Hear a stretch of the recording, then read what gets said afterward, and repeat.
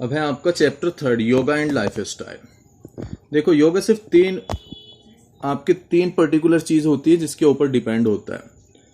इसमें डिजीज होती हैं, डिजीज के 3 पार्ट होते हैं, उसमें हमें कौन से आसन करने होते हैं ताकि हमारी डिजीज रिमूव हो जाए। सिर्फ उसमें एक होता है आपका प्रोसीजर कि हम आसन को कैसे परफॉर्म करते हैं, वो होता है प्रोसीजर। सेकंड होता है बेनिफिट्स। बेनिफिट्स क्या होते हैं? जो भी हमारा बॉडी पार्ट यूज होता है आसन में वही हमारा डेवलप होता है, बेनिफिट्स होते हैं। थर्ड होता है कॉन्ट्राइंडिकेशन। कॉन्ट्राइंडिकेशन उसे कहते हैं जो हमारी डिजीज है, उस डिजीज में हमें आसन परफॉर्म नहीं करना होता है। अब देखिए फर्स्ट टॉपिक है इसका, आसन एज प्रिवेंटिव मेजर। आसन is that state of body in which the body may be position easily. जो भी हम पोजिशन को इजीली हम हैंडल कर लेते हैं। As a matter of fact, it is the ability to sit comfortable for an extended period of time in any position is called आसन। जो भी हम एक कंफर्टेबल पोजीशन में बैठ जाते हैं और एक्सटेंडेड टाइम, लंबे टाइम तक, उसे कहते हैं हम आसन। There are different type of आसन such as meditative आसन। meditative आसन होते हैं जो रिलैक्सेशन पोजीशन में करते हैं, जैसे हम सिटिंग पोजीशन में करते हैं। There are various types of pranayama, जिसमें हम मेडिटेशन पोस्चर में हम प्राणायाम को परफॉर्म करते हैं, जैसे अनुलोम विलोम, कपालभाति, सूर्य भेदन, शीतली, शीतकारी, ये सब हम मेडिटेटिव पॉज में करते हैं। रिलैक्सेशन आसन, रिलैक्सेशन आसन होता है जैसे हमने कोई हार्डवर्क किया, हार्डवर्क करने के बाद हम रिलैक्सेशन होते हैं, जैसे हमारा शवासन, मकर आसन। एंड करेक्टिव आसन, करेक्टिव आसन उसे कहते हैं जैसे हम डिजीज, कोई भी हमारी डिजीज है उसे दूर करने के लिए हम करेक्शन करते हैं। Regular practice of the above mentioned आसन significantly affect various system or organs of our body। जो भी अफेक्ट पड़ता है हमारे इंटरनल ऑर्गन सिस्टम पर इफेक्ट होता है आसन करने से।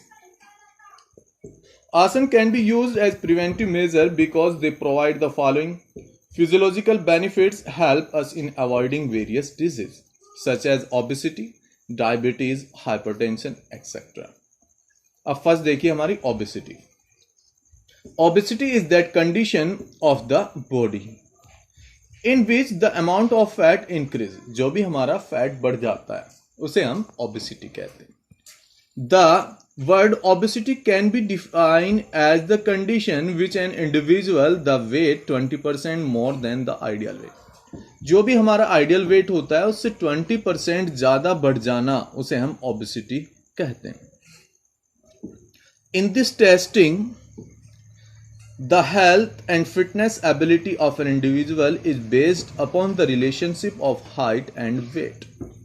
Here, height is considered in meter, weight is considered in kilogram. BMI is calculated by taking person weight in kg or grams and divided by height in meter and centimeter। Height का square. देखो BMI इसलिए भी हम निकालते हैं, suppose हमारे में wait ज्यादा हो गया तो हम उसे अपने वेट को डाइटिंग कर सकते हैं, एक्सरसाइज कर सकते हैं ताकि हमारा एक आइडियल वेट हो जाए। और अगर हमारे में वेट ज्यादा है तो हम उसमें करते हैं, अगर वेट कम है, अगर हमारा अंडर वेट कैटेगरी रेंज में आ रहा है, जब हम बीएमआई निकालते हैं तो उसमें हम क्या डाइट चार्ट बना सकते हैं, डाइट को बढ़ा सकते हैं ताकि एक हमारा आइडियल वेट आ जाए। बीएमआई का फॉर्मूला होता है body mass index equal to body weight upon height square. Scoring use table to determine your BMI rating. Category हो गया, मैन हो गया, वोमेन। अंडरवेट रेंज हो गया, अंडरवेट रेंज में मैन में आएगा लेस देन 20, वोमेन्स में आएगा लेस देन 90। फिर सेकंड है हेल्दी रेंज। हेल्दी रेंज में मैन में आएगा 20 से 25 तक, वोमेन्स में आएगा 90 से 24 तक। ओवरवेट रेंज 26 से 30 मैन में आ जाएगा, वोमेन्स में 25 से 30। अब है प्रिवेंशन ऑफ ओबेसिटी। ओबेसिटी की कैसे प्रिवेंशन कर सकते हैं, रोकथाम कर सकते हैं, जैसे हमारा वज्रासन। वज्रासन का प्रोसीजर, it is meditative आसन। in this आसन we sit with flexed leg while hands over the knee। हम अपनी नी को बेंड कर लेते हैं, घुटनों को,